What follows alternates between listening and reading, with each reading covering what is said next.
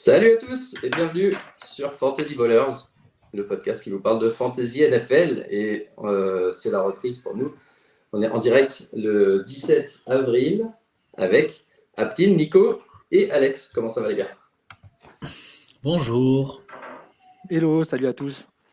Bonsoir. Ah ouais, Bonsoir. t'as 4 univers là, bonsoir. Ouais, c'est clair. Bonsoir. Et il y a Lucho qui va nous rejoindre dans un instant. Pour parler free agency, transfert, trades d'intersaison. On vous a laissé la dernière fois un petit peu en queue de poisson à la fin de la saison de régulière avec l'incident pour Hamlin. On ne savait pas trop si la saison était finie, pas finie, etc. Donc tout ça, c'est derrière nous, par chance. Et on se projette maintenant sur 2023 avec les premiers transferts et on va discuter un peu de l'impact sur la fantasy. Et avant tout, impact ou pas, parce que là, impact ou pas. Il faut que tu préviennes les gens que tu nous as donné une liste de noms et on était tous pas trop contents des noms qu'on avait. On dit, mais qu'est-ce qu'on va dire sur ce joueur en plusieurs minutes? Mais écoute, on va broder. Hein. On va faire, j'ai essayé de les grouper un petit peu par thème pour que c'est une certaine logique, mais c'est vrai qu'il y a des moves, il y a pas mal de chaises musicales et de trucs. On ne sait pas trop ce que ça va donner, d'autant plus que la draft est encore dans 2 semaines, donc dans 10 jours. Côté admin, donc du coup, cette année, on va travailler un peu plus étroitement avec le front office, qui ont commencé des podcasts sur la NFL il y a 3 ans, qui jouent avec nous dans la ligue, avec toi, Aptine, la ligue des légendes, qui nous ont honteusement battus pour la première année. Donc on fait une Kevin Durant, comme on les a pas battus, on les rejoint. Et on va s'assurer que s'ils nous battent à nouveau, on pourra dire que c'est grâce au fait qu'ils sont liés d'amitié avec Fantasy Ballers.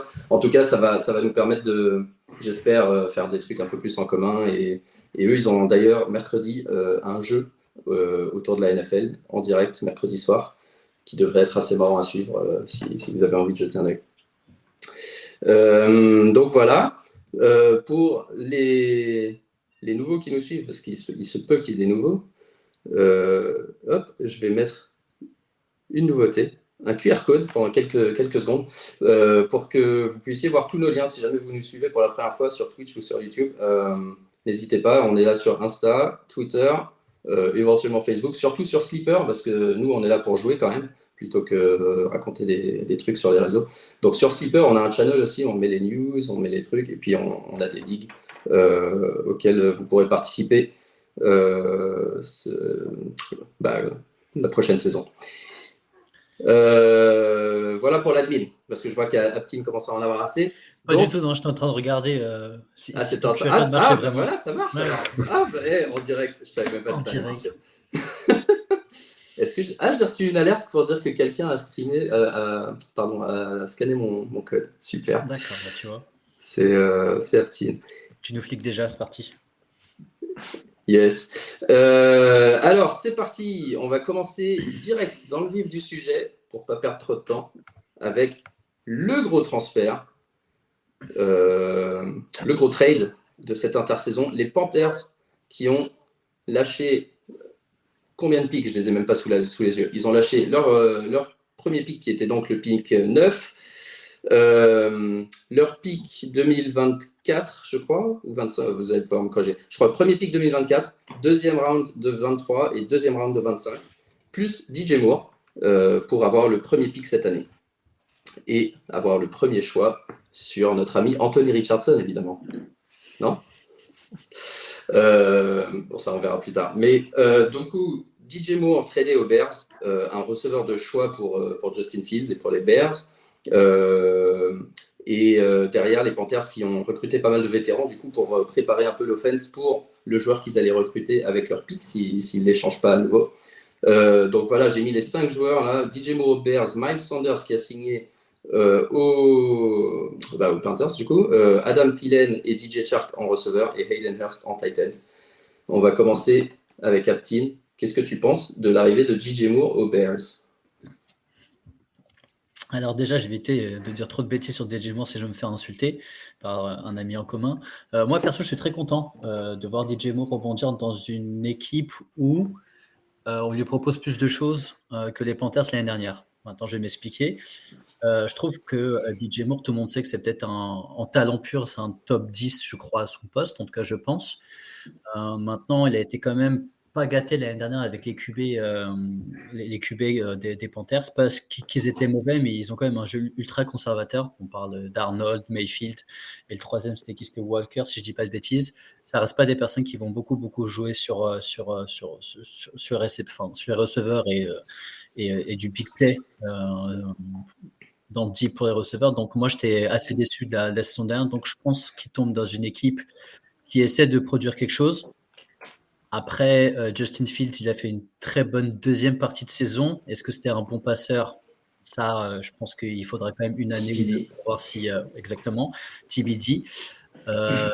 Et surtout que moi, je faisais partie des personnes qui étaient très très high sur Mooney, et j'ai peur d'un impact d'un receveur 1 avec Justin Fields. Maintenant, quand tu m'as donné le nom, DJ Moore, j'ai commencé un peu à regarder ce qui se disait, et je tombais assez d'accord avec quelqu'un qui parlait de pas essayer de comparer avec un Mooney, parce que Mooney n'était juste pas à sa place en receveur 1, vraiment gros receveur 1, et qui va en tout cas trouver une bonne place de numéro 2. Je pense pas que DJ Moore va exploser sous Justin Fields, mais je pense qu'on va retrouver des standards plus qui se rapprochent de ce qu'il devait faire l'année dernière. Ouais, carrément. Et il y a aussi Chase Claypool qui avait rejoint en courant de saison dernière. Du coup, avec les 3 receveurs plus le Titan Cole Kmet et un comité de running back, on va regarder ça tout à l'heure. La vraie question pour moi, ils sont assez complémentaires, les 3 receveurs avec Kmet. Donc Moore, à 25 ans, il a vraiment l'upside du WR1.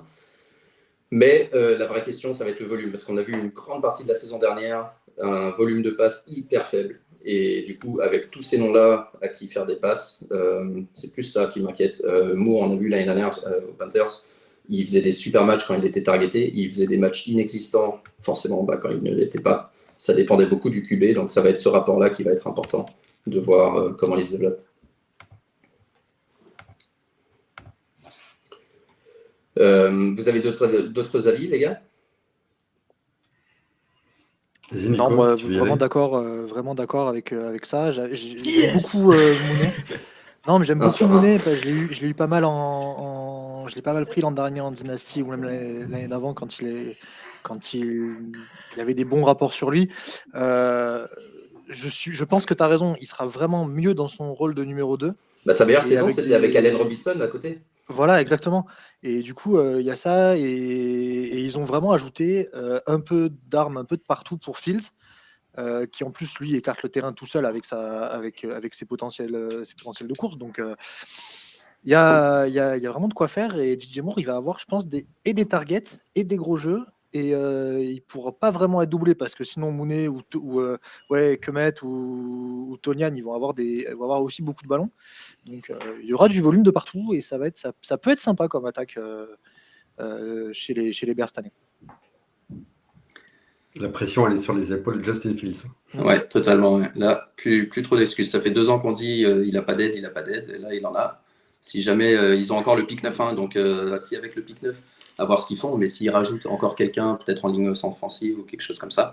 Il faudra un moment. Enfin, c'est la ligne offensive obligatoirement. C'est que la ligne offensive. Là, le seul chantier qui reste, c'est ligne offensive. Tu as plein de choix de draft. Je pense que tu as encore un peu d'argent. Il n'y a aucune raison de pas blinder la ligne offensive. Ouais, ils ont déjà commencé à la bosser, la ligne offensive sur la O-line, si je dis pas de bêtises. Donc on connaît la direction. Enfin, de toute façon, je pense que le front office de Chicago est au courant. Ils ont un mec qui peut être très fort, et encore sous contrat rookie. Si tu l'encadres pas maintenant, tu l'encadreras jamais, quoi. Ouais, on a vu plein de QB rookies justement qui ont été encadrés, qui sont cassés la gueule. Donc moi, ça me fait peur, parce qu'on a un historique d'équipes qu'on dise non, ils sont pas aussi teubés, et au final ils le sont. Donc moi, ça me fait peur, mais j'espère aussi. Alors passons du côté Panthers, avec surtout l'addition de Miles Sanders, running back. 4 ans, 25 millions de dollars pour faire partie du rebuild. 2 receveurs, Adam Thielen et DJ Chark, parce que quand ils avaient tiré des Moore, on avait dit il n'y a plus personne, il y a Terrace Marshall, ton petit poulain, Aptin. Il y a Shea Smith, il y a La Vizca Cheno, ça fait quand même un peu léger. Et Hayden Hurst en tight end. Tout ça pour probablement aider un QB qui vont drafter avec leur pick 1 ou éventuellement pick 2 ou 3 s'ils reculent encore un petit peu. Commençons par Miles Sanders. Comment il va s'insérer là-dedans et qu'est-ce que tu penses de son transfert hors de Philly? Tu me poses la question parce que les gens ne savent pas. Aujourd'hui, je suis l'expert Panthère. Je suis très content. Alors, pour le coup, on va peut-être recommencer. Je suis très surpris du contrat qui a été donné à Miles Sanders. C'est peu, hein. Parce que ça en fait, je pensais pas qu'il allait être dans une équipe qui allait en faire le running back numéro 1 et clairement le running back numéro 1. Et moi, je trouve que son contrat sur 4 ans et ce qu'il prend, c'est très bien. Il arrive dans une équipe qui, comme on est en train de l'expliquer, comme on le voit à l'image, bosse sur le jeu offensif. Ils ont quand même quelques playmakers. Et le fait qu'ils vont prendre un QB rookie, je ne pense pas que ce soit une surprise à la prochaine draft. Il va avoir besoin d'un running back et d'un jeu au sol qui marche pour l'aider. Et je trouve que Miles Sanders fera l'affaire. En tout cas, en termes de fantasy, je pense qu'il devient peut-être un top 15 running back, si on parle de PPR.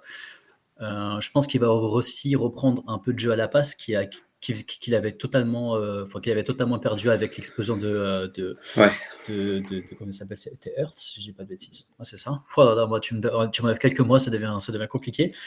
Et dans une équipe au final qui n'était plus du tout sur la goal line, il se faisait remplacer par deux running backs, Brandon Scott et je crois que c'était Gainwell.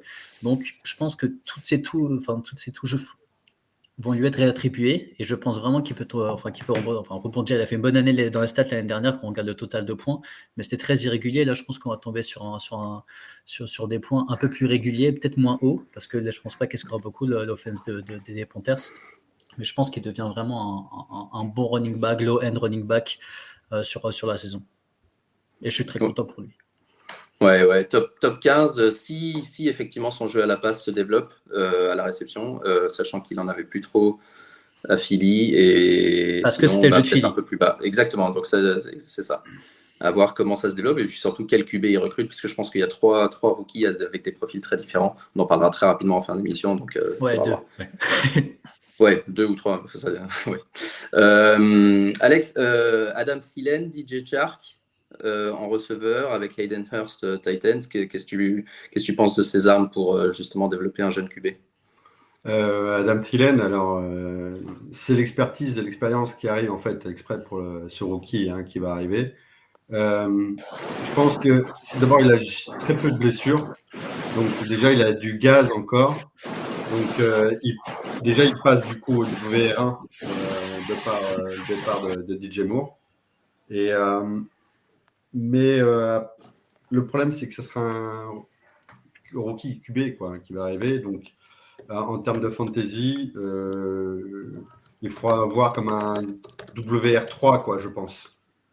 Pas aller au-delà. Ouais. Ça serait trop un reach de le prendre, alors soit en redraft assez haut, mais en fantasy, il est là.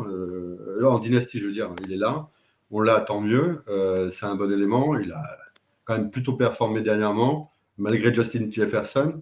Donc, c'est un très bon ajout. C'est l'ajout idéal, en fait, pour un QB rookie, quoi. Yes. Ok. Autre chose sur les Panthers, Nico, peut-être? Non, mais c'est juste sur pour revenir sur Sanders. Il est quand même je pense qu'il sera dans un comité parce que les bons matchs des Panthers l'année dernière l'ont été avec le comité A3 à l'époque Foreman plus Bard et Blackshear. Les deux autres sont encore là, Bard et Blackshear, donc il aura un split de Caris, ça c'est sûr. Et après, toujours le même souci, comme dans le chat ils le disent, effectivement, il faut que l'attaque arrive en red zone pour que ça marche. Ils ont encore une bonne défense, donc ils vont avoir des opportunités régulièrement, je pense. Et du coup, il y aura des opportunités pour Sanders, mais top 15 peut-être, mais plutôt 10-15 qu'au-dessus, quoi. Ouais. C'est un rebuilding total en offense chez les Panthers, donc faut pas s'attendre tout de suite à ce que ça fit, quoi. Ça c'est clair. Ça va être du gros boulot pour le nouveau coach. Mais du coup, en dynastie, vu qu'on a déjà, comme disait Aptine, il y a 4 ans, donc il compte sur lui pendant 4 ans. Donc l'année 1, année 2, ça peut aussi, enfin, il peut y avoir un upside assez costaud pour Sanders. Et à voir aussi le contrat de Foreman, je crois que, je sais pas si il est en fin de contrat déjà ou Foreman, pas il encore a été signé re-signé. aux Non, Bears. Foreman, Bears. il est aux Bears, Ouais, mais c'est Il est c'est parti. Hubbard. Donc il n'y a plus que Hubbard doit Hubbard. lui rester. Hubbard doit Blackshear, je crois qu'il était rookie l'an dernier, donc il doit y Ouais. rester un peu. Et Hubbard, il doit lui rester 1 an, mais Ouais. c'est pas énorme. Miles Sanders, malgré Jalen Hurts, il était quand même RB15 en PPR, RB10 en standard. Donc là, malgré le comité, c'est quand même assez costaud. Donc là, lui aussi, il va avoir un peu la pression sur les épaules, parce qu'il va avoir du travail. Ouais. Ouais. Ok les gars, on va enchaîner. On va passer justement à d'autres running. Attends, pardon, je dis n'importe quoi. On va passer à des QB. Avec Derek Carr qui a quitté, qui a été cut, je crois, de mémoire, finalement cut par les Raiders et qui a rejoint les Saints. Contrat de 4 ans. Et qui le remplace aux Raiders, c'est Jimmy Garoppolo, qui signe un contrat de 3 ans, mais dont 2 sont garantis. Commençons par Derek Carr aux Saints, où il rejoint Michael Thomas, qui a re-signé pour 1 an, Chris Olave, Jarvis Landry, qui est toujours là. Des Titans intéressants, toujours le couteau suisse Taysom Hill, Juwan Johnson. La grosse question, ça va être quid de Alvin Kamara, suspension, pas suspension, etc. Ça va être la chose à suivre pendant l'été. Mais ils ont ajouté aussi Jamal Williams, comme on en parlera dans une minute. Derek Carr aux Saints, bonne nouvelle en dynastie pour lui, mauvaise nouvelle, qu'est-ce que vous en pensez? Ouais, je vais commencer. Je vais commencer. Franchement, j'ai pas été hypé du tout par la signature. En fait, je pense que c'est un peu dans la continuité de ce qu'on voit avec Derek Carr, joueur moyen mais honnête, qui arrive dans une équipe moyen mais honnête. J'ai pas du tout été, enfin, j'ai pas réussi à me hyper malgré tous les playmakers sur le papier que tu peux voir. Olave, Williams, t'en as parlé. Mike Thomas, on sait pas s'il va revenir. On sait que Elfie, ça fait 4 ans qu'il n'a pas été, 3 ans qu'il n'a pas été, mais ça peut être un excellent receveur. Alvin Kamara, suspendu, pas suspendu. Donc sur le papier, il y a beaucoup de choses qui montrent que Derek Carr est quand même bien entouré. Très bonne ligne offensive. Je pense qu'il faut souligner que le niveau est faible en NFC South. Donc ça veut dire qu'il peut tomber sur des équipes des matchs où il peut quand même scorer 30 points. Et je crois que pour la première fois de sa carrière, il a une putain de défense. Et ça, je pense que ça va le changer. Et qu'il sera encore plus peut-être dans son rôle de game manager. Maintenant, il n'a jamais vraiment prouvé, il a peut-être fait une bonne saison, il court pas, il court vraiment pas, pour un QB aujourd'hui. Kamara, j'ai des gros doutes qu'il fasse sa saison. Williams, on sait quel type de joueur c'est, ils vont beaucoup l'utiliser à la course. Je crois que je sais pas si c'était le League Rushing TD l'année dernière, mais pour moi, 17 touchdowns. 17, il peut l'être encore cette année. Je suis pas étonné s'il l'est. Surtout si, moi, je me pose beaucoup de questions sur Kamara. À part Olave, je vois pas de signe d'une grosse saison pour Derek Carr. Donc, j'essaie de me hyper.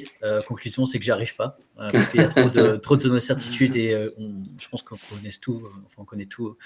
On connaît tous Derek Carr et ce qu'il peut faire même dans une bonne équipe. Ouais. Moi, je me demande si ça va pas faire un peu comme certains joueurs où pendant longtemps, je les trouve trop overrated en fantasy et je suis toujours déçu. Et puis tout d'un coup, ils perdent tellement de hype justement que finalement, ça sera peut-être un QB2 autour de QB15, QB16, un peu à la. Moi, je l'avais 20. Je l'avais 20. Quand je dis top 20, c'est dans les 20e. Ouais, quand je dis tout à l'heure, Miles Sanders, c'est pas top 15, dans la deuxième moitié, c'est dans les 15. Ouais, voilà, ouais. Donc, mais en mode relativement avec un plancher assez reliable quand même à voir. Mais ouais, c'est ça. Ouais. En fait, il n'aura pas l'upside du QB1. Ce que tu as eu sur les années précédentes, c'est ce que tu auras cette année. C'est-à-dire, bon match-up, j'ai besoin de 14 points, je l'ai en QB2. Voilà. Ouais. Jimmy Garoppolo aux Raiders, du coup, un peu un stopgap. Je pense qu'ils vont quand même essayer de drafter un QB. Mais un joueur qui a montré qu'il pouvait encore rendre service à chaque fois qu'on l'appelle et qui peut compter quand même sur Davante Adams et sur Jacoby Meyers, comme on verra tout à l'heure. Lucho, tu le connais? Jimmy Garoppolo. Légèrement, ouais, on va dire ça. Qu'est-ce que tu penses de sa signature aux Raiders? Après, je pense qu'ils ont été le chercher tout d'abord parce que c'est McDaniels le coach. Hein. Faut pas se leurrer. Quand on voit les recrues qu'ils ont fait, ils ont eu quand même beaucoup d'anciens Patriots dans l'équipe. C'est un mec Quelques-uns. ouais, voilà, quelques-uns, mettre dans le coaching staff. Après, est-ce que c'est une signature importante? Je pense que ça peut être sympa. Maintenant, de là à dire que ça va être le QB du futur, je pense pas pour les Raiders. Ça va être intéressant, je pense, d'un point de vue fantasy, parce que c'est quelqu'un de sûr qui va pas forcément envoyer des merguez à tout va. Maintenant, il faut voir ce que ça va produire avec l'attaque de McDaniels. L'an dernier, ça n'a pas été terrible avec Carr, ni pour le restant de la saison avec les autres QB, mais... Nico, il sourit, il a pris des notes. Il va intervenir. Ouais. Non, parce que maintenant j'ai arrêté. Je sais que vous l'aimez pas et que vous l'aimerez jamais, le Jimmy G. Mais non, franchement, je suis pas hypé non plus sur les Riders. Je pense que vu qu'il vient que pour être bridge en plus, bridge QB, ça. Parce que là, ça parle de prendre un QB directement à la draft en plus. Mais oui, non. Ouais. Mais je suis pas sûr. Enfin, si le mec qui prenne, il est bon, ça se trouve, il finit pas la saison. Il a que 2 ans garantie. Il sera backup l'an prochain, ça sera très cher pour backup, et après ça dégage, quoi. Donc franchement, pareil, je pense que c'est un peu le même principe que pour Carr. C'est un QB2 selon le match-up, et puis c'est tout en fantasy. Ouais. Mais je pense que Carr coûtera beaucoup plus cher à la draft, donc à la limite, Garoppolo peut faire partie de ces joueurs que vous prenez en fin de draft et qui peut aider en début de saison. Surtout en dynasty, si vous draftez des rookies très très hypés, et que c'est des super flex. Souvent, des joueurs comme Jimmy Garoppolo et comme ceux qu'on va voir dans une minute, s'ils startent, ça peuvent être utiles en début de saison. Et les joueurs qu'on va voir après, justement, il y en a 3. Taylor Heinicke qui a signé à Atlanta, Baker Mayfield aux Buccaneers et Jacoby Brissett aux Commanders. À mon avis, je ne sais pas c'est qui a Baker Mayfield, mais je suis pressé d'entendre ce qu'il va dire. Ça va être long encore. Hein, voilà, c'est encore moi qui voilà. Lequel de ces QB a le plus de chances de starter week 1 ou pendant la saison? Et honneur à Lucho encore une fois, parce que dans notre dynastie, il vient de faire un trade pour obtenir Baker Mayfield. Commence avec Baker Mayfield. Non, mais après, il faut situer le contexte. J'ai pris pas de contexte. Non. Ici, c'est no contexte fantasy. Alors, t'as fait un trade pour Baker Mayfield, justifie-toi. Je l'ai fait parce que pour l'instant, j'ai pas un QB viable. J'ai Kyler Murray qui est blessé pendant un certain temps et on ne sait pas pour combien de temps il va être blessé pendant la saison. Après, j'ai que du backup. J'ai Winston, j'ai Darnold. Et Mayfield. Donc, je reformule ma question. Mayfield. Est-ce que tu penses que Mayfield start week 1? Moi, je pense pas. Moi, je pense que oui. Oh, si, t'as vu. Ouais, moi, je pense que oui. Ouais. Bah, je pense que oui. Après, il va servir de bridge. Non, mais je pense qu'il sera starter. Tu le fais pas venir pour rien, je pense pas. Moi, je pense qu'ils le font venir pour rien, personnellement. Ils ne font pas démarrer Kyle Trask. Il y a Kyle Trask qui n'a rien prouvé et ils sont loin à la draft pour avoir un mec starter. Okay. À moins de se séparer d'un mec et de monter. Ils font démarrer Kyle Trask que si Mayfield se plante. Mais je vois pas. Mais je pense pas qu'il le fasse. Quand tu vois la fin de saison qu'il a fait avec les Rams, c'était pas très glorieux, mais je veux dire, il a été quand même plutôt. Franchement, à part les fins de match un peu stylés. Oui, non, mais il a fait un match. Pour les Bucks, tu veux faire quoi? Tu vas mettre le... pour le coup, non, moi je suis d'accord. Pour le coup, je pense que comme Marc il dit, en tout cas, arriver aux essais, ils vont dire c'est lutte ouverte. Mais je vois dans aucun monde possible autre que blessure, mais Mayfield qui ne start pas week 1. Et ce qui est d'ailleurs très triste pour toute l'offense des Tampa, mais je pense que là. Pour Mike Evans, pour Chris Godwin. D'abord, ils n'ont que deux quarterbacks en plus, Tampa Bay. Ils n'ont personne d'autre. C'est Mayfield et Kyle Trask. C'est tout. Donc, si Mayfield il se pète un truc ou quoi que ce soit, je veux dire. Et Kyle Trask, il a tellement pas convaincu l'an dernier qu'il était même derrière, je crois, c'était Gabbert, le QB2, et que même dans les garbage, c'est Kyle Trask qui était inactif, quoi. Donc, après, à voir s'ils prennent quelqu'un à la draft là cette année. Mais ils sont loin. Ils sont loin. Ils n'auront pas un joueur capable de starter tout de suite. Il faut qu'ils trade up. Il faut qu'ils trade up. C'est ce qu'on va faire, quoi. Mais après, peut-être. Après, je ne sais pas si c'est prévu, mais peut-être juste pour parler du niveau de Mayfield, il arrive quand même dans la plus belle offense qu'il a eue dans toute sa carrière. Et c'est un ancien coach à lui en plus, non? Si je me trompe pas, je crois que c'est un ancien coach qu'il a déjà eu en universitaire ou quelque chose comme ça qu'il a ramené, non? C'est toi qui devais préparer mes fils, ça te le dire. Hein. Il me semble que c'est ça. Je n'ai pas été fouillé jusque-là. Mais Je crois non, que, mais en tout cas, je crois que enfin, l'offensive coordinateur, je crois que c'est un ancien Voilà, coach de- j'allais dire, Ça, pas le coach, le coordinateur offensif. t'as une putain d'inoffensive, t'as 2 receveurs qui te font 1200 yards sur chaque. Enfin, je me dis, si avec cette offense, t'arrives pas à la faire avancer, l'année prochaine, il est juste pour un NFL, tu vois. Donc, Oui, ouais. c'est pour ça que je me dis qu'il clairement. reste plus haut qu'un quart pour moi, peut-être, et même qu'un Garoppolo, enfin, avec l'offense qu'il a, pour moi, tu peux juste pas te foirer. il n'a pas le droit. Voilà. Maintenant, il faut voir ce qu'il va faire. Alors, Taylor Heineke, on parlait de la NFC South qui est assez faible. Logiquement, encore une fois, sauf si vous allez me corriger, backup de Desmond Ridder. Merci, Desmond Ridder. Mais sur ce qu'on a vu justement l'année dernière et tout ça, et puis Atlanta qui a pas mal recruté, hein, qui s'est bien renforcé pendant cette off-season. Heineke avait fait des résultats plutôt convenables à Washington. Est-ce qu'il peut est-ce qu'il peut starter, est-ce qu'il peut se rendre utile ou améliorer ses coéquipiers à Atlanta? Moi, je vois plus Ryder démarrer. Après, peut-être que je me trompe. Après, tout dépendra des compétitions. Je pense déjà, ça va être un peu comme les Buccaneers, en upgradant un peu le niveau. Mais je pense que ça va être au camp. Pour moi, ça va être Desmond Ridder et Taylor Heineke en remplaçant. Parce que bon, Heineke, en plus, après, il y a la mauvaise gestion de René Vera l'année dernière avec Carson Wentz, donc bon, il n'a pas fait une saison complète. Hein. Il a été que QB 30, je crois, sur la saison dernière en fantasy, donc bon, faible stat, quoi. Il a qu'une douzaine de touchdowns, un truc comme ça. Mais il a montré qu'il était compétent et surtout qu'en plus, il avait le vestiaire avec lui. Hein, il emmenait le vestiaire. Donc, à Atlanta, vu qu'il y a un coach quand même qui est assez intelligent, franchement, peut-être que la guerre est ouverte au poste de QB. À l'heure actuelle, pour moi, c'est évident que c'est Ridder qui est titulaire. En termes de gestion, moi, je serais pas aussi. Non, je ne parle pas technique. Je parle à l'heure actuelle. Ils ont fait venir Heineke parce qu'ils ont besoin d'un backup compétent en faisant partir Mariota. C'est ce que je veux dire. Voilà. Tu sais que tu as quelqu'un quand même de compétent derrière. Voilà, il est compétent quelque part, il connaît les jeux. Bon, mais après, je pense que dans les camps, ça peut-être qu'il va y avoir discussion. Ok, et le dernier de la liste, Jacoby Brissett, le journeyman. C'est un peu comme les joueurs de basket, où tu les retrouves chaque année dans une équipe différente. Chaque année, il joue à peu près bien et puis il dégage quand même. Il rejoint les Commanders où logiquement il devrait backup Sam Howell. Mais encore une fois, Sam Howell, il a fait un match jusqu'à maintenant et à mon avis, ça va être une lutte de camp et Brissett peut tout à fait la gagner pour les Commanders qui étaient pas loin des playoffs l'année dernière et qui ont encore des belles armes en offense. Ouais, mais après, c'est vrai que pour l'instant, c'est Howell qui part tirer dessus, mais il y a de plus en plus de rapports qui disent que pourquoi pas Brissett aurait sa chance, pourquoi pas pour le prendre le start week 1.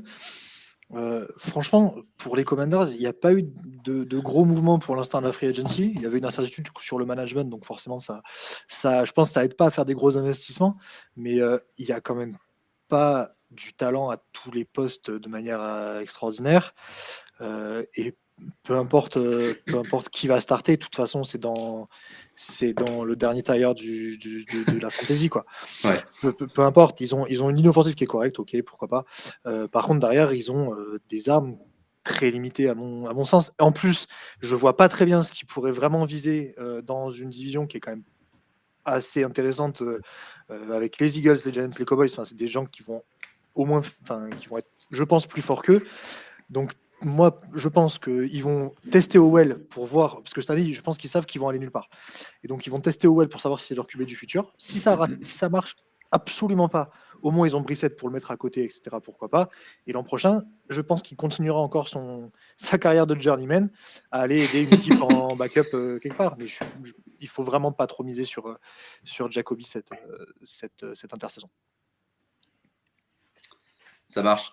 Eh ben, on verra ça. J'ai l'impression que pour le pauvre Terry McLaurin, c'est quoi? C'est au moins sa 5e ou 6e saison. Il a toujours des QB minables et c'est à se demander. L'année dernière, on se disait Carson Wentz, est-ce que c'est le meilleur QB qu'il ait eu dans sa carrière?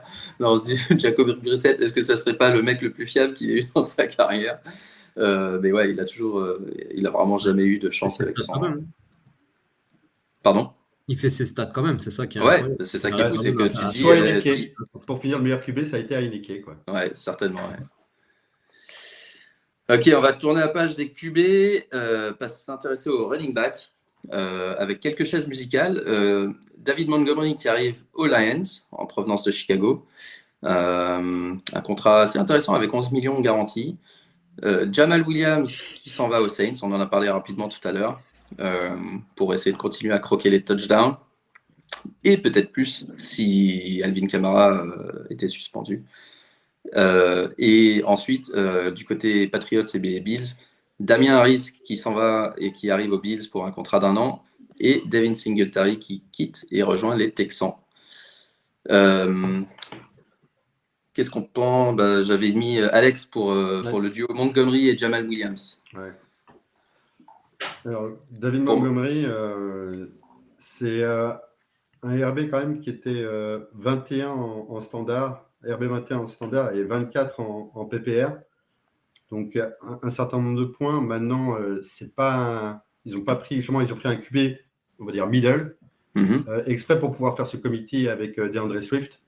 Et d'ailleurs, les deux ont des stats quasiment identiques en étant chacun dans une équipe l'année dernière, mais les stats identiques, que ce soit en termes de course, que ce soit en termes de yards à la réception, parce qu'ils ont à peu près 300 yards chacun. Donc, c'est vraiment pour faire un truc ISO et vraiment faire un committee. Par contre, David Montgomery, il va falloir quand même remplacer les 17 touchdowns, comme on disait tout à l'heure, de Jamal Williams pour Détroit. Donc, mais comme l'attaque de Détroit se développe énormément au niveau aérien, ils ont montré quand même beaucoup de choses, beaucoup de promesses l'année dernière, avec Jared Goff toujours là. Donc, du coup, ils se sont dit, c'est pas grave, on va pas prendre un gros RB, on en a deux même style à peu près, assez costauds physiquement, et puis on les fera tourner, et puis advienne que pourra, quoi. Donc, pour moi, c'est range en fantasy, c'est RB2. Hein. De toute façon, faut pas je ne serai pas au-dessus ou en dessous de DeAndre Swift, ce sera la pièce, quoi, on verra. Ouais, pour moi, DeAndre Swift, c'est le gros perdant. Le plus gros perdant peut-être de la free agency avec cette signature de Montgomery. Ça prouve que déjà, l'an dernier, ils n'arrivaient pas à lui faire confiance sur le gros rôle. Ils avaient Williams sur la goal line et là, ça va être pareil. Je pense que Montgomery, avec son physique, est capable de faire un rôle très similaire à celui de Jamal Williams. C'est early down back et avec Montgomery un peu en changement de pace. Mais ouais, c'est pour moi le gros perdant. Ça fait très petite annonce ce qui déroule en bas là. mais je vais mettre un petit coup mon QR code. Ouais.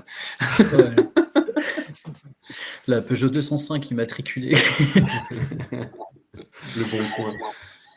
Mais du coup, la transition avec Jamal Williams rejoint ce que tu viens de dire, c'est que on n'a pas fait confiance avec DeAndre Swift, ce qui, en termes de fantasy, faisait craquer pour ceux qui possédaient DeAndre Swift, et que du coup, Jamal Williams, il était RB13 en PPR avec ses 17 touchdowns, et donc du coup, lui, il part aux Saints, où là, justement, en fait, ils prennent un fringe, enfin, limite RB1 et RB2, en fait, en termes de fantasy et de rôle même physique sur le terrain, pour aller aux Saints, parce que justement, comme disait Nico, avec la suspension, ou toi, concernant Alvin Kamara, la suspension par la NFL par rapport à ce qui s'est passé, fait que du coup, en gros, quand tu prends quelqu'un comme Jamal Williams, eh ben, tu te dis, j'ai un RB2, mais en cas de kata, j'ai un gars qui peut jouer plus le rôle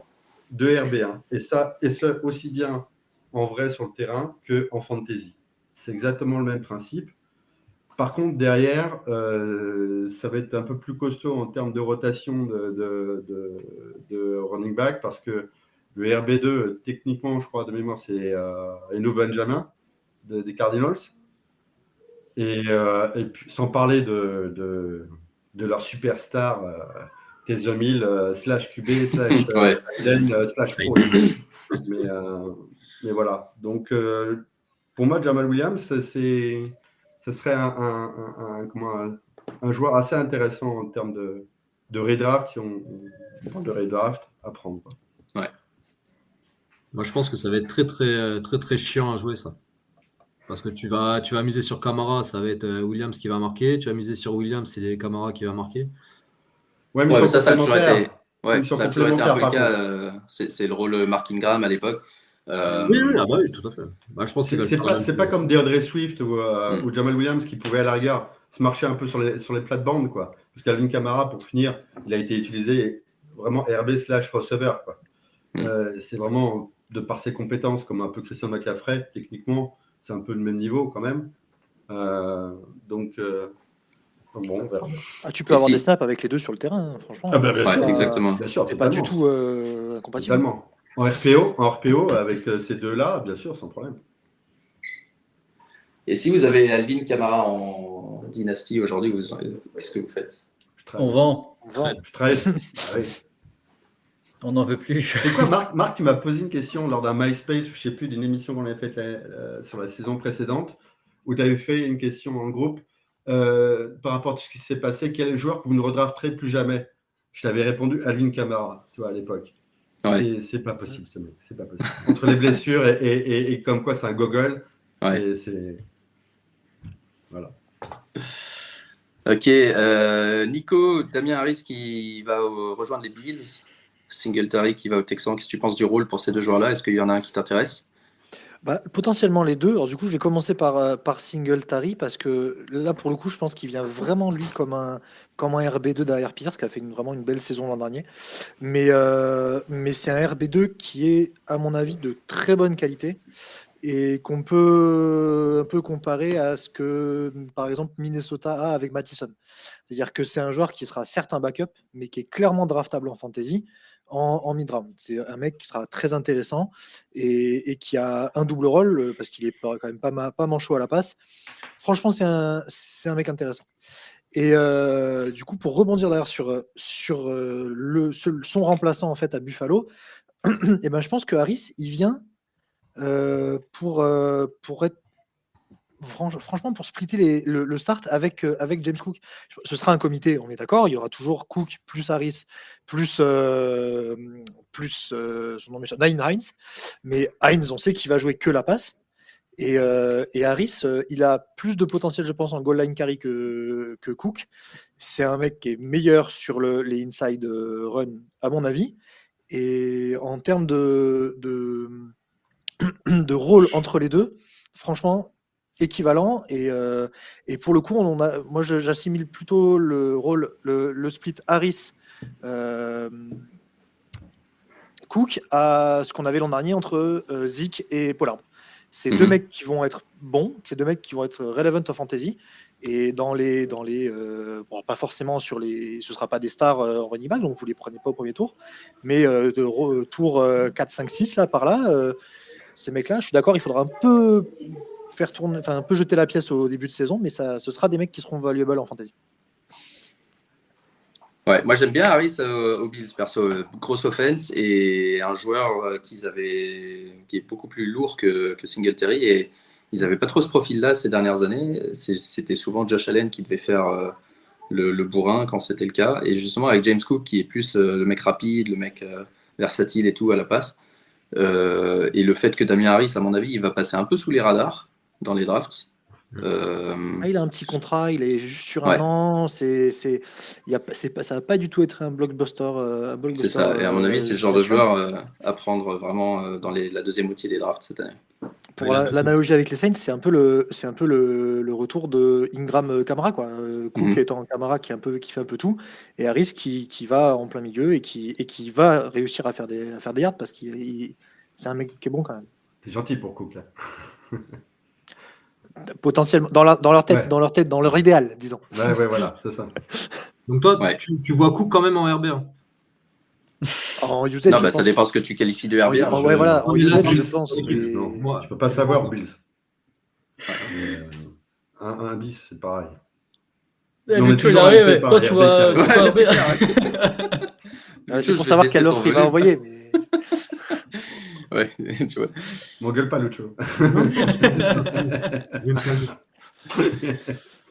Allez, pour finir avec les running backs, signature assez intéressante de Rashad Penny aux Eagles. Alors, les Eagles ont fait signer aujourd'hui une prolongation à Jalen Hurts, qui est en fait le QB le plus payé de la ligue. Je crois que c'est 250 millions sur 5 ans, dont 170 ou 180 de garantie.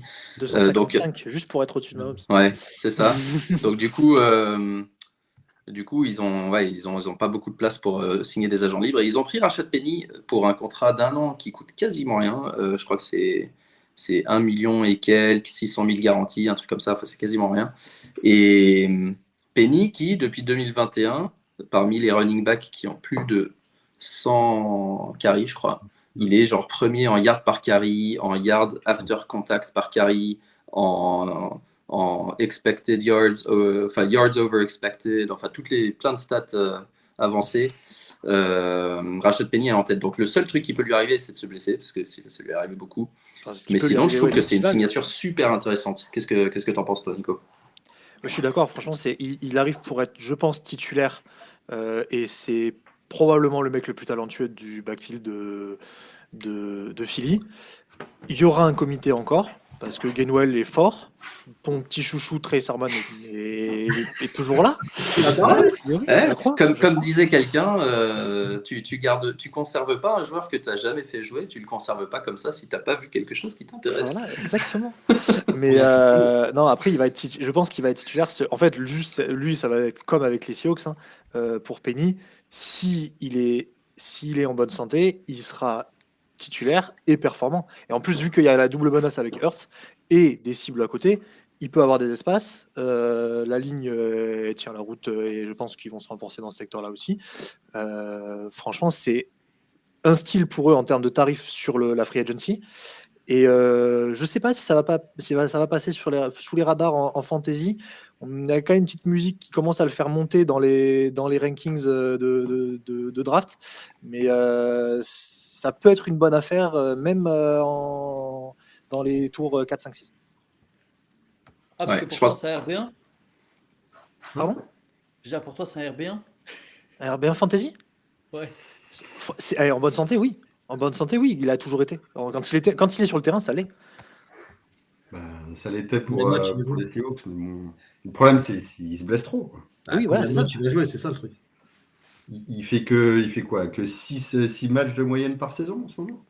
Et il Ouais, faut mais l'avoir comme dans tous son les roster running backs pendant des 6 Seahawks matchs. à l'époque, alors que les Eagles restaient un peu plus en bonne santé. Est-ce qu'il y a un truc à... Tu vois, Sanders, il a pas été tellement en galère. Gainwell joue quasiment toute la saison aussi. Je pense que ça peut valoir le flyer sur un tour. En tout cas, il a une top oil. Donc ça, c'est Ouais, sûr voilà. qu'il va...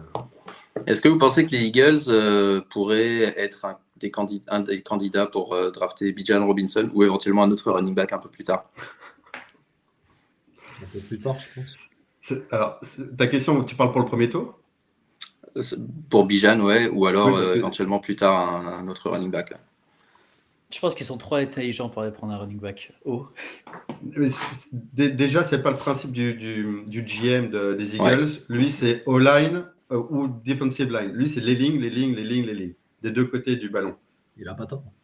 Et il a à fait. raison d'ailleurs. Mais c'est pour ça d'ailleurs que les deux lignes sont incroyables. Mais maintenant, après, oui, peut-être qu'ils drafteront peut-être un running back, mais ça sera au 4e tour, quoi. Peut-être. Ouais, ok.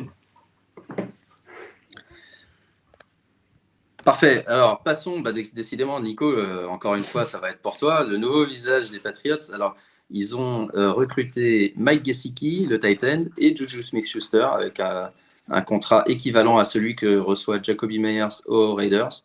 Ils ont tradé Jonnu Smith, qui, du coup, lui, pour le coup, j'ai rien compris à ce qu'il est venu faire aux Patriots, mais il part à Atlanta. Il fait partie du lourd recrutement des Falcons. Qu'est-ce que tu fais de tout ça? Est-ce que Mac Jones, est-ce que ça va être d'abord le starter? Est-ce qu'ils vont lui libérer? C'est ça. Est-ce que Mac Jones, est-ce qu'ils vont lui libérer un peu la bride? Et ouais, qu'est-ce qui va se passer autour de ça? Est-ce que un de ces joueurs-là t'intéresse pour la fantasy? Alors, juste pour préambule hors fantasy, je vois pas comment l'attaque peut être pire cette année qu'avec Patricia l'an dernier.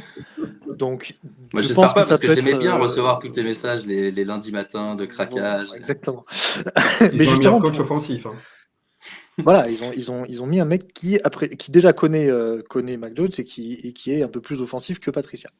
Et après, sur les cibles, je pense pas qu'il y ait une révolution extrême entre les receveurs, entre Jacoby Myers et Juju Smith-Schuster. C'est des mecs qui sont talentueux, c'est pas des stars non plus, c'est des mecs qui sont. Moi, je pense pas qu'il y ait un vrai receveur numéro 1 là-dedans. Juju, pour parler juste des Patriots qui sont arrivés, bon, des arrivées chez les Patriots, Juju, ça va être un mec qui sera utilisé. C'est probablement le mec le plus talentueux, malgré tout, quand même. C'est un peu dommage, mais qui sera le plus utilisé en termes de receveur. Il faut le drafter, mais pas trop, tant qu'on ne sait pas à quoi l'attaque va ressembler. Il y a des incertitudes sur la ligne offensive, il y a des incertitudes sur le quarterback, sur comment O'Brien va revenir en termes de coaching. Voilà, donc faut être un peu attentif à ça. Sur Gesicki en tight end, je pense que le projet n'est pas vraiment de le faire jouer en tight end parce qu'on a Hunter Henry. Alors Hunter Henry, vu son cap, peut-être qu'il peut se faire couper post-draft, ce serait pas étonnant, mais il va être aussi un peu sur les mêmes zones et en red zone, si tant est qu'on y arrive. Donc c'est des mecs qui ont du talent, hein. C'est pas le sujet. Je trouve qu'on les surpaye un peu. Est-ce que le fait de les surpayer veut dire qu'ils auront un vrai rôle? Peut-être. J'en suis pas convaincu. En tout cas, il n'y a pas de star fantasy là-dedans, à mon sens. Au niveau des départs, Myers aux Riders, je comprends pas sa signature. Pour lui, de son côté, parce qu'il arrive dans une attaque où il va être, je pense, 3e option, dans le meilleur, à mon sens. Adams, c'est indiscutable. Sauf si Renfro partait. Alors, sauf si Renfro partait, mais à mon avis, donc voilà, Adams, c'est indiscutable numéro 1. Renfro et lui, ils vont se partager le reste avec des tight ends derrière et un gros jeu de Ouais, course, alors a priori. juste, excuse-moi, je te coupe, mais le seul truc qui peut être intéressant pour Myers, c'est justement le départ de Darren Waller et le départ involontaire de Moreau. Donc du coup, je sais pas trop qui ils ont en tight end, mais ils ont signé Austin Hooper et O.J. Howard. Alors O.J. Howard, on sait que ça va, voilà. mais bon, c'est pour des tight ends qui sont plus bloqueurs que receveurs, on est d'accord. Et McCollins, c'est parti. McCollins, le Raiders est parti. Mais on sait que, c'est ce que disait tout à l'heure Lucho sur Garoppolo, on n'est pas sûr que ce soit une attaque vraiment pass heavy. Et si en plus Garoppolo est là que pour un petit temps et que c'est un rookie qui prend le poste, on ne sait pas comment ça va être. Donc Myers, je ne suis pas convaincu, je pense qu'il faut vraiment le laisser sur le radar receveur 2, receveur 3 de son équipe, donc plutôt receveur 3-4 en fantasy dans vos équipes respectives. Voilà. Et alors, Jonnu Smith, alors je pense, je te disais tout à l'heure, Marc, je ne sais pas trop ce qu'il est venu faire à New England. Je pense que lui a toujours pas compris pourquoi il était venu à New England, vu comment il a été utilisé. Et si, il a été bloqueur. Et là, je pense que juste, il va être bloqueur. Et je pense que c'est pas une bonne nouvelle pour lui à Atlanta. Et je pense que ça peut être du coup une bonne idée pour Kyle Pitts.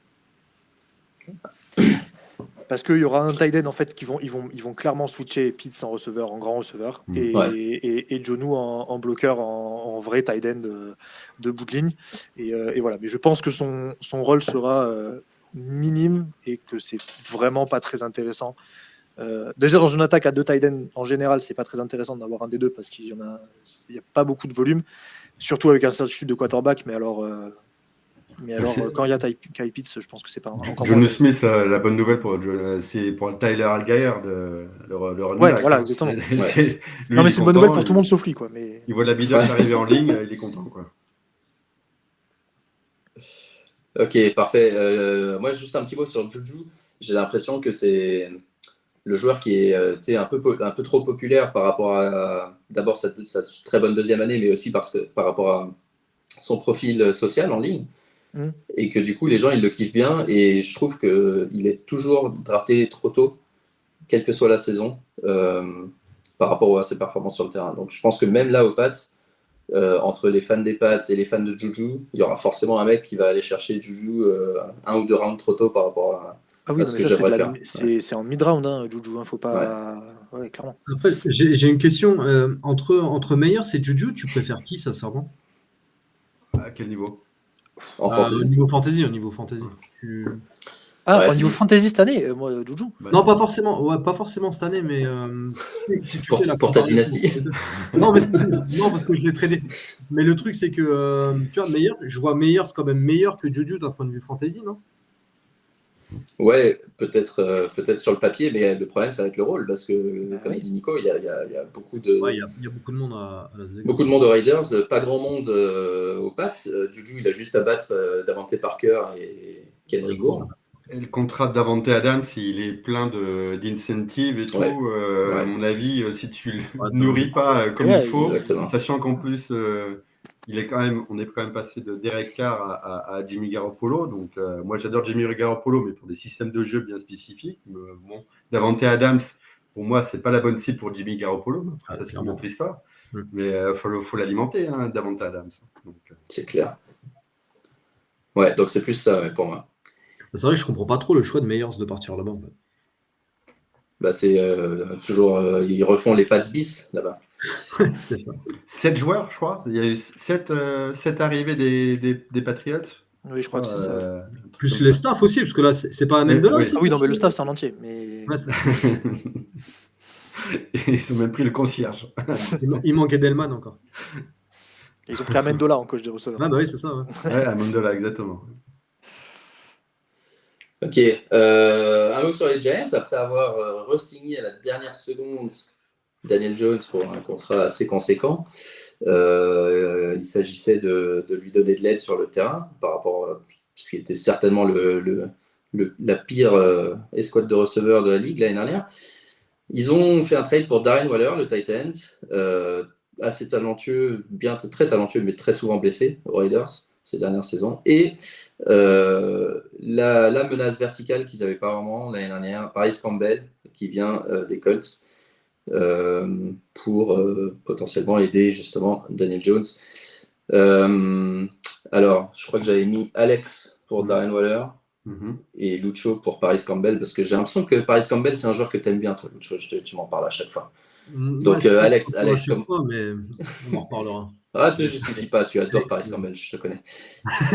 Alors, Alex, est-ce que tu crois en Waller? Est-ce que tu penses que ça peut aider les Giants à se diversifier un petit peu et à baisser un peu la dépendance sur Barkley? Et qu'est-ce que ça veut dire pour la fantasy?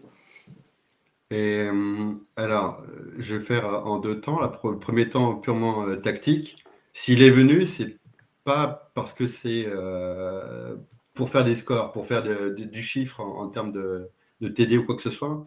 C'est surtout que c'est un gars qui a la tête extrêmement bien faite maintenant et que du coup, il a l'expérience et qu'il est fait juste pour former Bellinger, tout simplement, qui a été drafté au 4e round l'année dernière. Et c'est pour qu'il soit en pleine formation dans son année sophomore à Bellinger.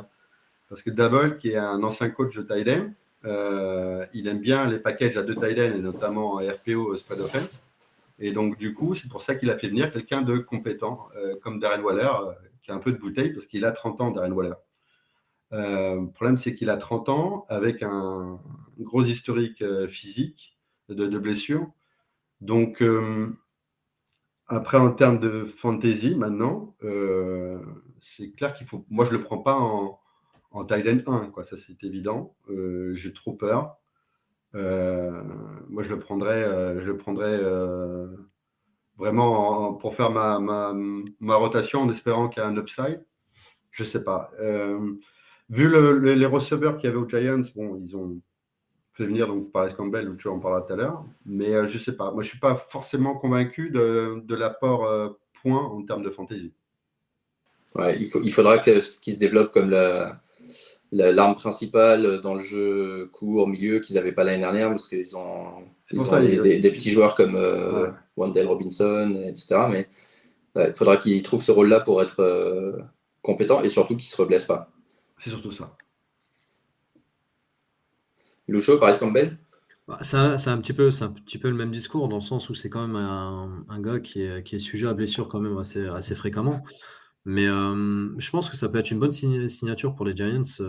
Comme tu disais tout à l'heure, il va apporter de la verticalité et il va apporter quelque chose qu'ils n'ont pas forcément au niveau de la vitesse et au niveau de la vélocité.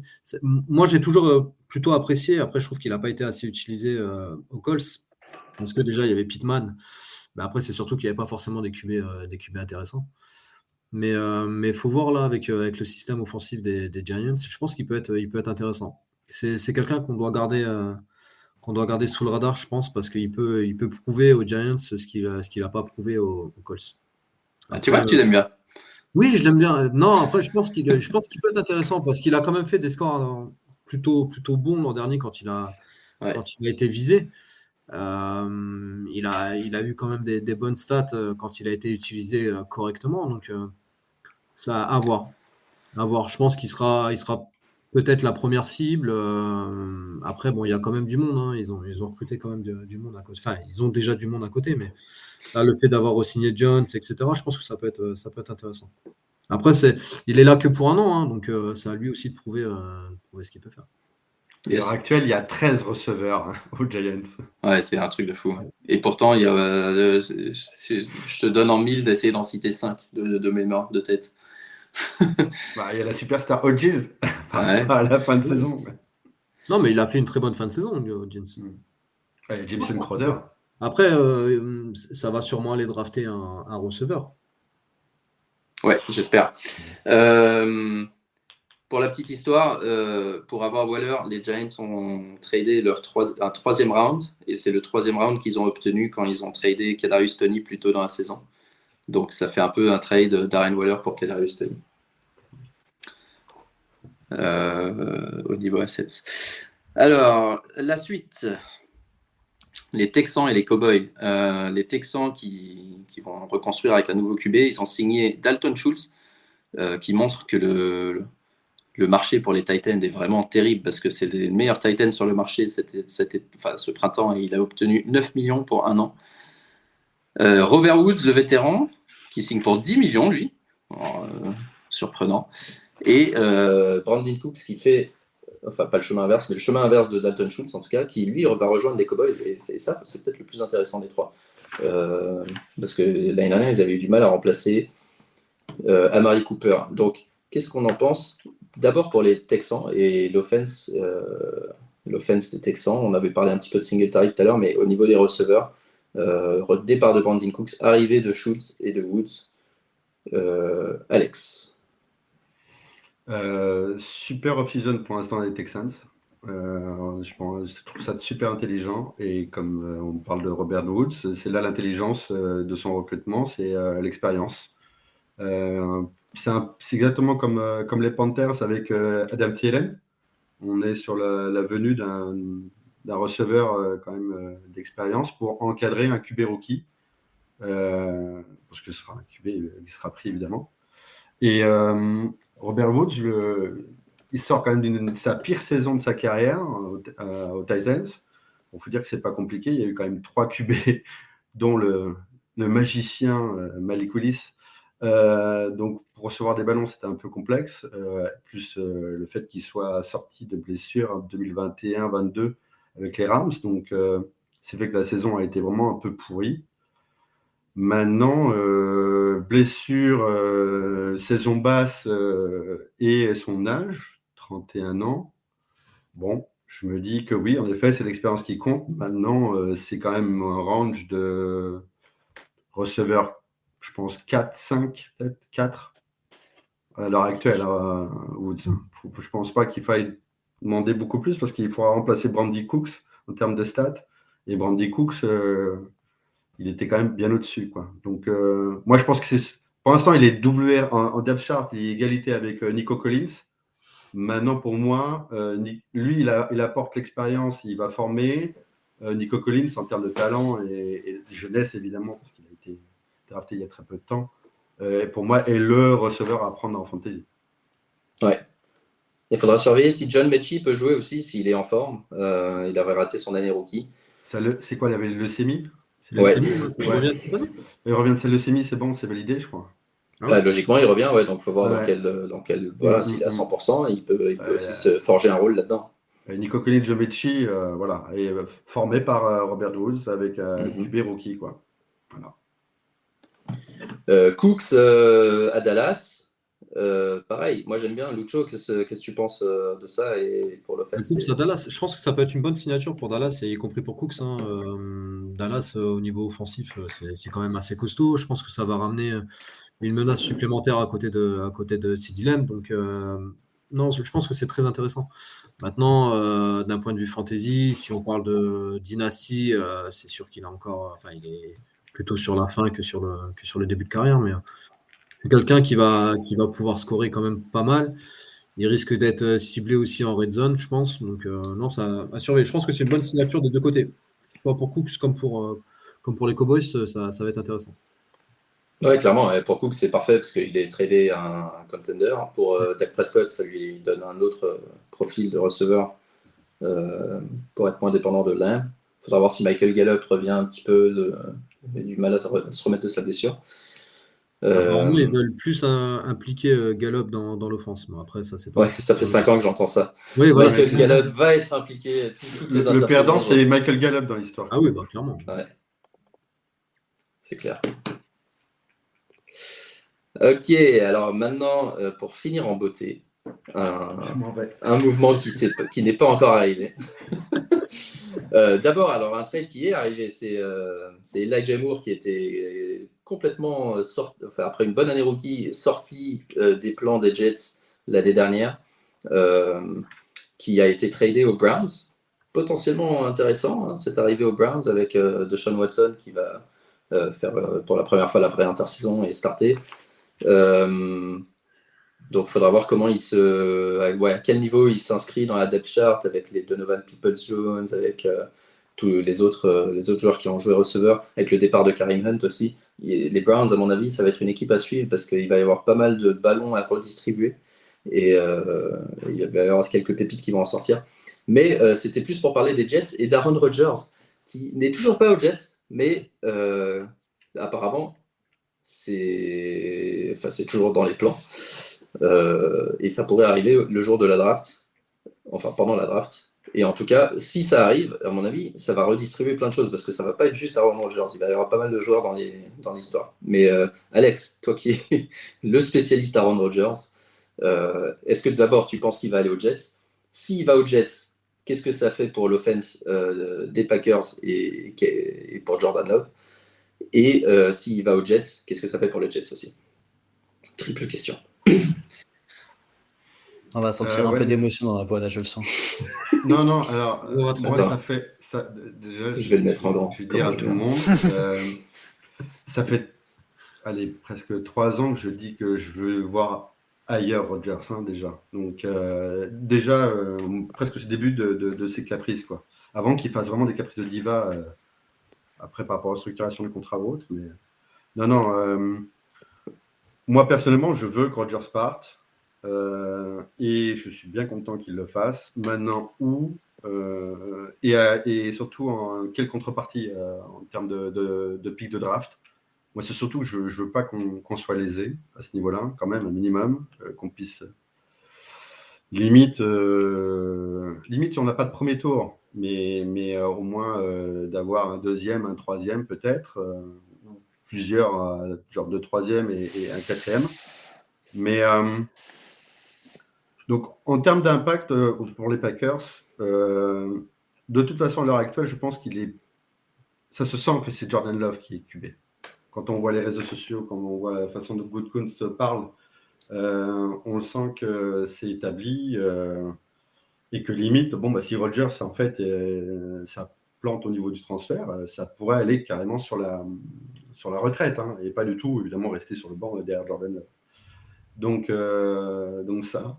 Puisqu'on a pris en plus comme QB remplaçant Tyler Boyd, d'ailleurs Jordan Love. Après, sur les Giants, évidemment que du coup, ça fait passer un step l'équipe. Allez, je ne sais pas si on peut parler de Super Bowl contender, enfin de possible. Ouais, voilà. Mais en tout cas, en termes de fantasy, pour les receveurs, pour Garrett Wilson, ce qu'il a fait comme saison, alors qu'il a eu une saison un peu complexe en termes de QB, ça va être assez important. Donc non, c'est en termes de fantasy, avec le retour en plus de leur running back de blessure, ça va être les Jets en fantasy, ça va être très intéressant. Moi, la seule question que je me pose après, c'est ils ont intérêt à le faire, je pense, c'est drafter en offensive line cette année, parce qu'ils ont une ligne un peu fragile ou pas top. Donc voilà. Donc en termes de fantasy, les Jets, ça va être assez intéressant. Les Packers, Jordan Love, on l'a vu sur 2 matchs véritablement, donc on n'a aucune idée. On n'est pas là au camp d'entraînement caché à voir comment ça se passe avec Watson ou autre. Donc bon, on verra. Et les Jaimour pour son transfert des Jets, qui est un transfert un peu surprise quand même, quelque part, parce que l'ancien pensionnaire d'Olmy, c'était quand même un gros prospect. Il va devoir faire justement sa place face à David Bell et People Jones derrière Amari Cooper en tant que WR2. Et la Jaimour, ça peut être l'upside total en termes de fantasy. Libérer Elijah Moore. De le prendre très bas en termes de fantasy en redraft, de le trader pour pas très cher. Et ça peut être vraiment intéressant parce que là aussi, c'est un peu comme les Giants. Il y a quand même 13 receveurs et 4 tight ends, donc des tight ends qui en plus, comme Njoku, font partie du système offensif de manière assez importante. Donc, il y aura bataille. Il va falloir faire sa place. Mais il y a moyen. Tu as quand même un corps de receveurs super intéressant. Ah bah, une offense intéressante, franchement. Sur le papier, elle est marrante. Les Browns, ça donne envie. Ouais. Mais le problème avec les Browns, c'est qu'on a toujours une certaine hype concernant début de saison. Les arrivées et le début de saison. Et on se dit, mais comment ça se fait que ça clique pas, quoi. C'est comme... on n'en parle pas en termes de fantasy, mais au niveau de la défense, il y avait quand même des gros défenseurs aux Browns et ça ne marche pas. Bon. C'est moyen. C'est comme 11, c'est bien, mais pas top, quoi. Parfait. Eh ben, on a fait le tour des principaux transferts. Il y en a dont on n'a pas parlé. Il y a le départ de Zeke Elliott, coupé par Dallas, donc potentiellement intéressant pour Pollard, mais il faut voir ce que fait Zeke Elliott. Je ne sais pas s'il peut revenir à Dallas sur un contrat différent ou pas. En signant Ronald Jones en plus. Hein? Ils ont signé Ronald Jones en plus. Ronald Jones. Ok, mais je sais pas si légalement il peut y retourner ou pas, c'est ça que je te demandais. Oui. Après avoir été cut. Aptine, tu veux le voir où, Zeke Elliott?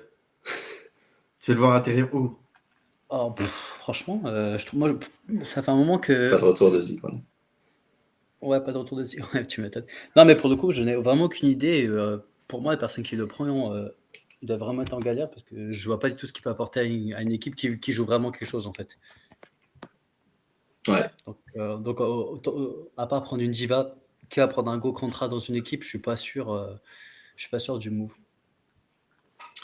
Il y a d'autres C'est moves probablement pour ça qu'il n'est pas encore signé, c'est qu'il doit demander trop cher par rapport à ce qu'il apporte vraiment, quoi. Ouais. Parce que tu veux un mec comme ça aussi dans ton équipe avec ses antiques. Je sais pas comment ça se dit, mais.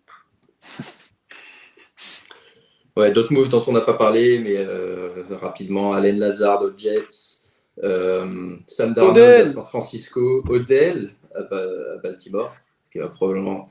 D'ailleurs, Baltimore, pendant qu'on faisait l'émission, j'ai vu, ils ont proposé un contrat de 200 millions à Lamar Jackson. Ouais, mais c'est pas un QB passeur. Te lance pas là-dedans dès la première émission. Michael Thomas, on en a parlé. Il y en avait un autre que j'avais en tête, mais je sais plus. Donc tant pis. Est-ce que on a une question? Est-ce que on est sûr que les Texans vont prendre un QB au premier tour? C'était Michael Hardman dont tu voulais parler, peut-être? Non, mais effectivement, aux Jets aussi. Est-ce que vous êtes sûr que les Texans vont prendre un QB au premier tour? Oui. C'est la seule bonne réponse. Hein. Franchement, s'ils Franchement, n'en prennent vu, pas, je sais pas ce qu'ils font. Là, tout à l'heure, il y a eu un leak. Apparemment, c'est Young, le quarterback rookie, qui va se présenter à la draft, qui aurait annulé ses visites pré-draft. Il a rencontré les Panthers et les Texans. Donc, peu importe, les Texans, de toute façon, ils vont rester soit en 2, soit ils vont monter en 1, à mon avis. Donc, ça veut dire qu'il doit être sûr d'être pris soit en 1, soit en 2. Ça sent quand même le QB et pour les Texans et pour les Panthers au premier tour. Ouais. Même si le meilleur joueur de la draft, c'est pas un QB. Mais Non. bon, ça après. Ça, c'est une autre histoire. Ça ne l'est jamais. Enfin, ça l'est rarement. On a Zinkou qui nous dit il ne faut pas rêver, Alex. Il n'a pas écrit Alex, mais je le dis. Si le trade capote, Rodgers ne se privera pas de se pointer au training camp des Packers pour les faire chier. Oui, ça bien sûr, mais c'est pas grave. On s'en fiche. Et très bon point aussi de Zinkou qui disait que Zeke n'est pas une diva, ce qui est vrai. Et alors, juste avant de se quitter, puisque Aptine, tu t'es réveillé de ta mini-sieste, ta micro-sieste de tout à l'heure, il y a une équipe dont on n'a pas parlé du tout. C'est Pittsburgh. Qu'est-ce qu'ils font sur le marché Pittsburgh Ils ont fait des cette mauvaises off-season? Non, mais on n'a pas fait des gros trades, mais c'est que des trades intelligents, défense, ligne offensive. Moi, je suis très content de ce qu'on fait pour l'instant. Ok. Et tu penses que Deontay Johnson va marquer des touchdowns l'année prochaine, je veux dire, et pourrait être. Il en mettra peut-être un ou deux, mais c'est tout, quoi. Ouais, moi je pense que ça va être le genre de joueur qui va passer un peu pareil sous les radars après une saison super décevante. Les gens vont se dire moi je drafte plus Deontay Johnson. Comme Pittsburgh n'a pas fait de gros coups d'éclat, il n'y a pas un nouveau QB, il n'y a pas un truc, ils vont se dire ça va être pareil. Et en fait, tu regardes les stats de Johnson et tu rajoutes ne serait-ce que 4-5 touchdowns et tu as un monstre, quoi. Ouais, mais il ne faut pas oublier l'éclosion qu'on va avoir aussi côté j'ai oublié son nom, comment il s'appelle? Kens. Ouais. Ah oui. Et le futur receveur drafté au 4e ou 5e tour annuel qui va comme finir d'habitude. très bon. Exactement. Ok, parfait les gars. On allait parler vite fait des 4-5 profils rookies, mais bon, on va faire ça une autre fois, juste avant la draft. D'ailleurs, on va voir si on ne fait pas une petite émission comme on avait fait l'année dernière sur les principaux prospects de draft juste avant pour se mettre en jambes et se familiariser avec les noms à suivre. C'est quand la draft? C'est 27, 29, je crois. Ouais. Dernier week-end, dernier jeudi du mois d'avril. Donc, d'accord. Donc, on a une dizaine de jours, quoi. Donc, on va voir si on peut organiser ça. Et voilà. Un mot de la fin? On peut faire un épisode sur les playoffs NBA, hein, je pense que c'est bien aussi. Ouais. C'est intéressant. J'ai regardé 3 minutes hier. C'est mes 3 premières minutes de basket de la saison. Tu peux regarder les Knicks. Non, j'ai pas regardé les Knicks. Moi, je les regarde, mieux ils sportent. Donc, à chaque fois que je les regarde, ils sont nuls. Ok, voilà, si on a fait le tour, merci beaucoup les gars, Aptine, Nico, Lucho, Alex, d'avoir partagé vos impressions. Merci à Zinkou, comme d'hab, hein, fidèle au poste. Merci à Roll Amiral aussi en ligne pour vos questions et vos commentaires. À très vite, j'espère que l'émission vous a plu. N'hésitez pas, surtout pour les nouveaux qui vont écouter, à partager. Je sais que c'est un truc de fantasy et que vous ne voulez pas forcément... Si vous nous avez découvert, le partagez à vos potes de ligue, mais faites-le. On vous jure, on n'a pas la science infuse, on essaie juste de donner des analyses pertinentes et d'essayer de voir un peu comment ça se passait, mais on est plus là pour rigoler et partager avec vos potes parce que c'est comme ça que ça nous donne envie de continuer. Voilà les gars, je vous souhaite un bon lundi et une bonne semaine et on se dit à bientôt. Et bonne nuit surtout, hein, le plus Bonne important. Bon appétit. Bonne semaine, à bientôt. Ciao. Allez, ciao.